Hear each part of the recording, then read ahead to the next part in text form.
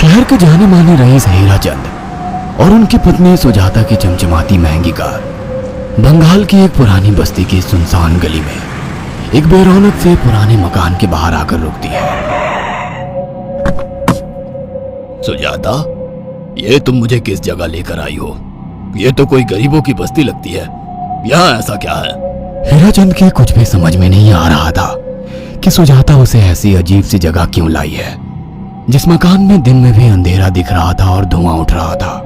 आप मेरे साथ अंदर चलिए, सब समझ जाएंगे। यहाँ हमारी हर समस्या का समाधान मिलेगा। सुजाता और हीराचंद आशंकित कदमों से उस मकान में दाखिल होते हैं।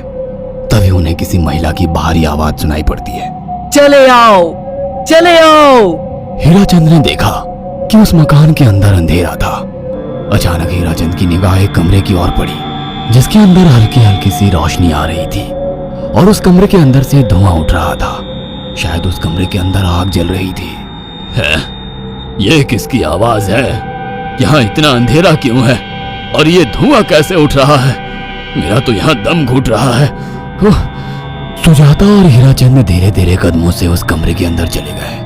अंदर वाले कमरे में बिखरे बाल वाली एक खूबसूरत सी बूढ़ी औरत सामने जल रही आग में एक मुर्गी की गर्दन काटकर उसका खून गिरा रही थी और मुर्गी का शरीर छटपटा रहा था। ये देखकर सुजाता को अफगाई आने लगी। हीराचंद ने सुजाता की ओर देखकर कहा, तुम ही मुझे यहाँ लेकर आई हो और खुद ही घबरा रही हो। कौन है ये भयानक सी शक्ल वाली औरत और हम यहाँ क्यों आए हैं?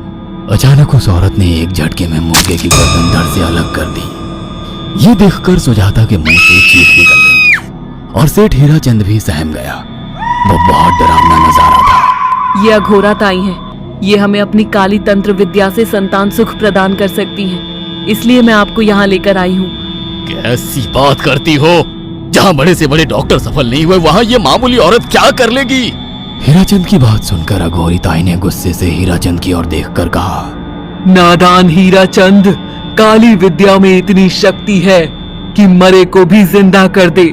संतान पैदा कराना कौन सा मुश्किल है? तुम्हें मेरा नाम कैसे पता? क्या तुम सच में हमें संतान सुख दिला सकती हो? तुम जितनी दौलत मांगोगी मिल जाएगी, अगर ये संभव है तो। संतान का नाम सुनते ही हीराचंद की आंखों में चमक आ गई। वह संतान के लिए कुछ भी कर सकता था। तुम लोगों को मुझे एक नवजात शिशु लाकर देना होगा। मैं उस शिशु की बलि चढ़ा दूंगी और फिर वही शिशु तुम्हारे घर में फिर से जन्म लेगा। नवजात शिशु की बलि का नाम सुनते ही सुजाता और हरिचंद डर के मारे सिहर गए, पर उनकी आंखों में उनकी संतान का सपना ज्यादा बड़ा था। वह सब करने को तैयार थे। अघोरा ताई, आप जैसा कहेंगे हम वैसा करेंगे। बस हमें संतान सुख दिला दो। बिना वारिस के हमारी दौलत किस काम की? संतान सुख के लिए अंधे हो चुके सुजाता और हरिचंद अपनी नौकरानी शीला से एक नवजात बच्ची चोरी करवा के अघोरी ताई को दे देते हैं।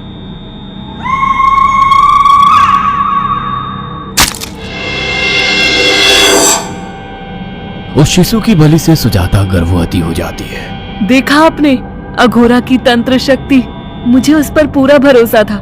चलो चलकर उन्हें धन्यवाद कहते हैं। हीराचंद और सुजाता अघोरा ताई के पास पहुंचते हैं। वो दोनों बहुत खुश थे और अघोरा पर उन्हें अंधविश्वास हो गया था। अघोरा ताई, आप महान तंत्रिका है। आपने वो चमत्कार कर दिखाया जो बड़े बड़े डॉक्टर नहीं कर सके। ये काली विद्या है बेटा। अगर तुम दोनों चाहो तो मैं इस विद्या से तुम दोनों को हमेशा के लिए जवान बना सकती हूँ। क्या सच में ऐसा संभव है? हाँ बिल्कुल, पर इसके लिए तुम्हें जवान लड़के और लड़कियों की बलि चढ़ानी होगी। तुम उन्हें यहाँ तक लाओ, बाकी मैं देख लूंगी। जवान रहने की लालच में अंधे सुजाता और हरिचंद एक अनाथ आश्रमों से हर रोज एक लड़की या लड़के को गोद लेने के बहाने अघोरी के पास बलि चढ़ाने ले जाने लगे। और एक दिन अघोरी ताई ने हीराचंद और सुजाता से इंसानी मांस खाने को कहा। पूरी तरह से इंसान से हैवान बन चुके अब वो दोनों इंसानी मांस खाने के लिए तैयार भी हो गए। ये गर्म खून और मांस खाकर तुम लोगों की उम्र भी बढ़ जाएगी। खाओ इसे। हाँ, सच में ये इंसानी मांस बड़ा स्वादिष्ट है। अघोरा ने अपनी बातों में फंसाकर सुजाता और हरिचंद को नरभक्षी बना दिया था। वो तीनों हर दिन बलि चढ़ाकर खून पीकर मांस खाने लगे। नौकरानी शीला भी नए शिकार लाने में उनकी मदद करती थी, मगर एक दिन शीला को शिकार नहीं मिला। मेम साहब, आज एक भी शिकार हाथ नहीं लगा और मैं बहुत थक गई हूँ और घर जाकर थोड़ा आराम करना चाहती हूँ। कोई बात नहीं शीला, एक छोटा सा काम है, तुम हमारे साथ चलो, लौटते में हम तुम्हें घर छोड़ देंगे। जी मेम साहब। शीला नहीं जानती थी कि शिकार नहीं मिलने से सुजाता और हरिचंद अंदर से बौखला गए थे और उनके दिमाग में एक शैतानी चाल चल रही थी। सुजाता, ये बेहोशी की दवा है। शीला के कार में बैठते ही तुम उसे सुंघा देना। आज हमें इसी की बलि देनी होगी।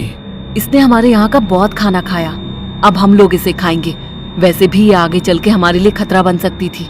कार में बैठते ही सुजाता शीला को बेहोश कर देती है और वो लोग सीधे अघोरी ताई के यहाँ पहुंच जाते हैं, जहाँ अघोरी ताई शीला की बलि चढ़ा देती है और तीनों मिलकर उसे नोच कर खाते हैं।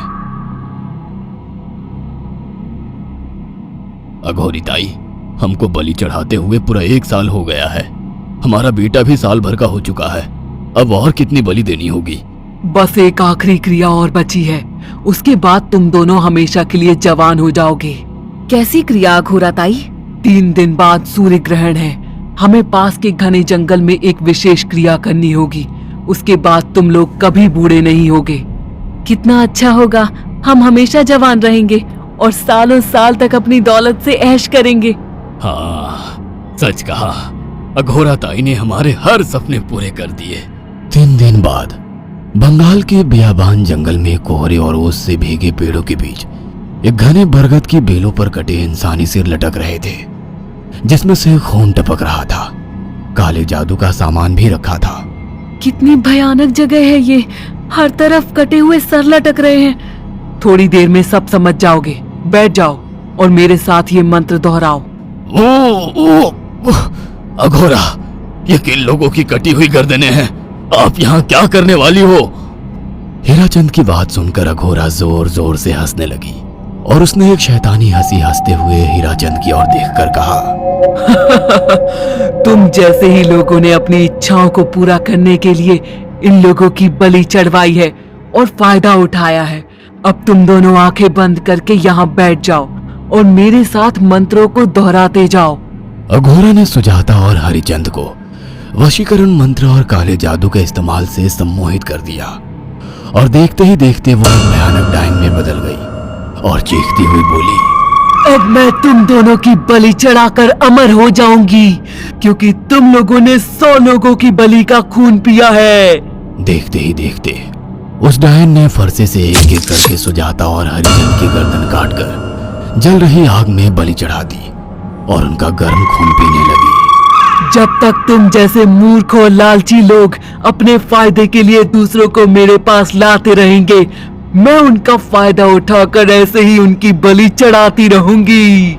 दरअसल अघोरा एक डायन थी और अपना स्वार्थ पूरा करने के लिए उसने हीराचंद और सुजाता की लालच का फायदा उठाकर उनकी भी बलि चढ़ा दी।